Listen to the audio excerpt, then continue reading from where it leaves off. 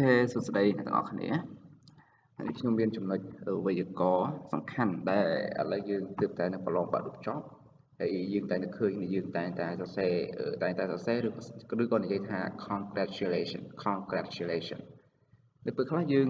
អាចចេះប្រើតគ្នាបានណា congratulation ប៉ុន្តែបើយើងឲ្យប្រើចេញជាប្រយោគមកគេអាចជាយើងមិនចេះឬក៏យើងអាចនឹងភ័ន្តច្រឡំអញ្ចឹងថ្ងៃនេះខ្ញុំនឹងបង្ហាញដល់ទាំងអស់គ្នានិងចំណុចទាំងអស់គ្នាអំពីរបៀបនៃការប្រើប្រាស់ congratulation plus ជាមួយនឹង on plus ជាមួយនឹង for plus ជាមួយនឹង verb ing និងនៅពេលខ្លះយើងប្រើវាលក្ខណៈជាកិរិយាសព្ទណាឥឡូវយើងចាប់ផ្ដើមបងប្អូនគ្នាឥឡូវយើងមើលចំណុចទី1ចំណុចទី1គឺ congratulations plus noun ហ្នឹងគឺវា after preposition on អញ្ចឹងវាយ៉ាងម៉េចខ្ញុំមើល example វាណាខ្ញុំមើលឧទាហរណ៍ example វា Most high school students did very good diploma exam so congratulations on their past exam អញ្ចឹងនេះon their past exam ហ្នឹងអាហ្នឹងគេថាជា noun ហើយគេយកទាំងអស់ហ្នឹងគឺជា noun phrase ហើយណាមក clear ហ្នឹងអញ្ចឹងនៅខាងក្រោយវាគឺត្រូវតែជា noun ឥឡូវយើងមើល she got successfully in business She got successfully in business so congratulations on her business ខ្ញុំនិយាយ congratulations on her business នេះគឺជា noun ចឹងបន្ទាប់ពី on គឺយើងត្រូវ plus noun នាងទទួលបានជោគជ័យក្នុងជំនួយដូច្នេះអបអរសាទរទៅការជោគជ័យទៅលើជំនួយរបស់នាងអូខេយើងមើលរបស់នាងឥឡូវយើងមើលតទៀត My friends bought a modern apartment. My friends bought a modern apartment. Show congratulations on his new home. Okay. ចឹងយើងមក new home ត្រឹមហ្នឹងយើងគិតជា noun home ហ្នឹងគឺជា noun ត្រឹមហ្នឹងគឺជា noun អញ្ចឹងយើងទៅចេះប្រើបន្ទាប់ពី on គឺយើងបូកជាមួយនឹង noun ជួរហ្នឹងគឺជា noun យើងមើល one more he has worked for one company and now he's an executive director everyone say congratulations on his success តែគាត់នឹងបានគាត់បានធ្វើការងារសម្រាប់ក្រុមហ៊ុនមួយឥឡូវហ្នឹងគាត់ខ្លាយជានាយកប្រតិបត្តិខ្លាយជាអ្នកដឹកនាំប្រតិបត្តិទៅហើយអ្នកគ្រប់គ្នាហ្នឹងគឺនិយាយថាអបអរសាទរទៅលើភាពជោគជ័យរបស់គាត់ congratulations on his success success អញ្ចឹងចំណុចនេះបានន័យថា congratulations plus noun បន្ទាប់ពី preposition after preposition on យើងមើលទៅនេះអានេះគឺជា preposition on នេះគឺជា on ដែរនេះ on នេះគ្នាអញ្ចឹងខាងក្រោយវាបន្ទាប់វានេះគឺជា noun នេះ on ដែរនេះគឺជា noun ដែរ success ឥឡូវយើងមើល part 2ចំណុចទី2 congratulations plus verb យ៉ាងម៉េចគឺបានន័យថាគឺយើងប្រើ on ឬក៏ for សម្រាប់ការប្រើប្រាស់ verb ing example congratulations on being elected class president បើថាអបអរសាទរនៃការបោះឆ្នោតជ្រើសរើសជាថ្នាក់ដឹកនាំclass president ជាប្រធានថ្នាក់ class president ថាអបអរសាទរទៅលើការ select ការបោះឆ្នោត elected ថាការយល់ព្រមការជ្រើសរើសជាប្រធានថ្នាក់ដឹកនាំថ្នាក់ឥឡូវយើងមើល congratulations on graduating from college congratulations on graduating from college នេះ verb ing នេះ graduating តបពី on ហ្នឹងអបអរសាទររីករាយអបអរសាទរទៅលើការបញ្ចប់ពីមហាវិទ្យាល័យយើងមើលមួយទៀត congratulations on finding a job finding ហ្នឹងគឺ verb ing finding a job អបអរសាទរទៅកាន់ការស្វែងរកការងារថ្មីយើងមើលមួយនេះ congratulations for getting her highest grade in the class congratulations for getting the highest grade in the class អញ្ចឹងកន្លែងនេះគឺយើងប្រើ getting បន្ទាប់ពី for អញ្ចឹងនៅពេលខ្លះយើងប្រើ for នៅពេលខ្លះយើងប្រើ on ប៉ុន្តែជាលក្ខណៈជា common use គឺគេប្រើ on ច្រើនជាងការប្រើ for អញ្ចឹងខ្ញុំមើលទៅចំណុចក្រោមខ្ញុំបញ្ជាក់ថានៅពេលណាដែលយើងគួរប្រើ for យើងមើលមួយទៀត congratulations for becoming leader of team congratulations for becoming leader យើងអាចដាក់ the leader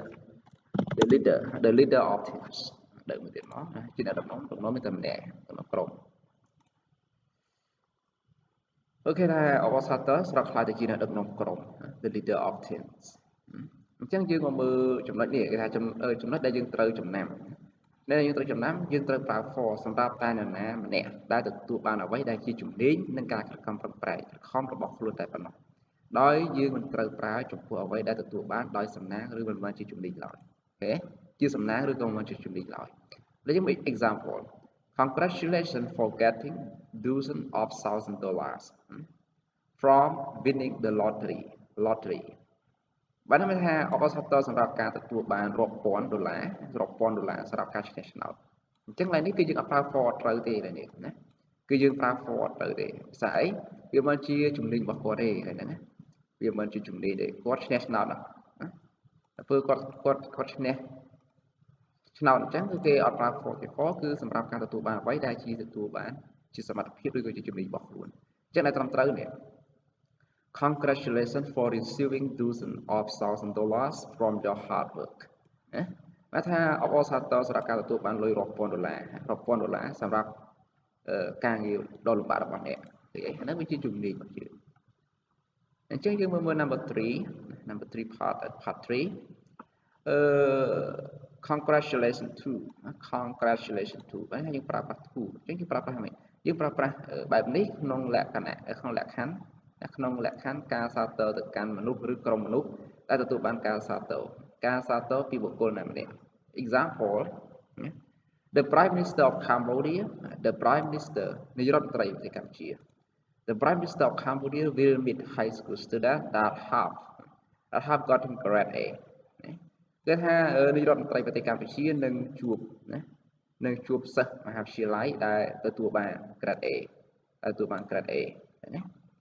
And congratulations to them for joining this fabulous event អូខេ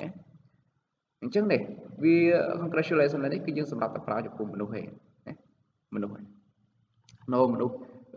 យើងប្រើលក្ខណៈជាទៅកាន់ក្រុមមនុស្សឬក៏ជាក្រុមមនុស្សណាក្រុមមនុស្សឬក្រុមមនុស្សឃើញទេអញ្ចឹងជាក្រុមហើយជាមនុស្សហើយជាក្រុមនៃមនុស្សហើយ Congratulations to them អបអរសាទរទៅកាន់ពួកគេគឺជានរណាគេពួកគេគឺជា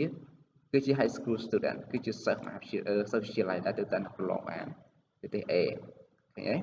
ចឹង Congratulations to them for joining this fabulous event អបអរសាទរទៅកាន់ពួកគេសម្រាប់ការចូលរួមនៅព្រឹត្តិការណ៍ដ៏អស្ចារ្យមួយនេះ My group members are going to finish the assignment before ending the term ថាក្រុមរបស់ពួកយើងនឹងបញ្ចប់ការងារ assignment ហ្នឹងមុនពេលបញ្ចប់ term ណាមុនពេលបញ្ចប់ term So we can say congratulations to our group for working hard អូខេអញ្ចឹងនេះជាក្រុមអញ្ចឹង congratulations to គឺយើងប្រើសម្រាប់មនុស្សឬក៏ជាក្រុមមនុស្សអូខេឬក៏ធំមនុស្សឥឡូវ the last one number 4 ណា congratulate plus person plus person ថានេះជាដូចដើរតួដូចជាកិរិយាសព្ទ congratulate plus person ថាការដើរតួនាទីរបស់វាគឺជាកិរិយាសព្ទណាការប្រើប្រាស់ទម្រង់ជាកិរិយាសព្ទដោយខាងក្រោយបន្ទាប់ congratulate មិនមាន to ទេយើងដាក់ to ទេឡើយហ្នឹង example she congratulated me on stopping drinking beer ថានាងបានសាទរចំពោះខ្ញុំទៅលើការបញ្ឈប់នៃការផឹកស្រាបៀរ I would like to congratulate her on her great performance ថាខ្ញុំពិតជាសាទរទៅកាន់នាងសម្រាប់ការនេះទៅលើការសម្ដែងដ៏អស្ចារ្យសម្ដែងអូខេយើងមើល Before I leave you let me congratulate you on your kindness to me for some time មុនពេលដែលខ្ញុំចាក់ចេញទៅទោះឲ្យខ្ញុំអបសាទរទៅលើភាពចិត្តល្អរបស់អ្នកកាន់ខ្ញុំសម្រាប់ឱកាសយ៉ាងយូរ for some time ឱកាសយ៉ាងយូរអញ្ចឹងនេះទាំង4ចំណុចនៃការប្រើ congratulation នេះគឺយើងថាជា verb វាជា verb ហ្នឹងហើយយើង plus ជាមួយនឹងជា object វាគឺជា object person គេអត់មាន to ទេហ្នឹង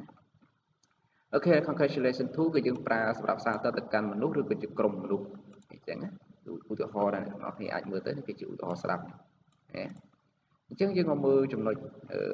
ទី2គឺមិនថា congratulation verb គឺ verb ing ណា verb ing មិនថា on or for verb ing អញ្ចឹងយើងមកមើល congratulation noun after preposition on ណា on គឺយើងត្រូវ plus plus ជាមួយ not នេះចឹង4ចំណុចដែលយើងអាចមើលចុះមើលឡើងសារទៅមកយល់ហើយចាំយើងប្រើការនៅក្នុងការប្រើប្រាស់ជា sentence ឬក៏ការនិយាយការសរសេរជាវេយ្យាករណ៍ប្រចាំថ្ងៃ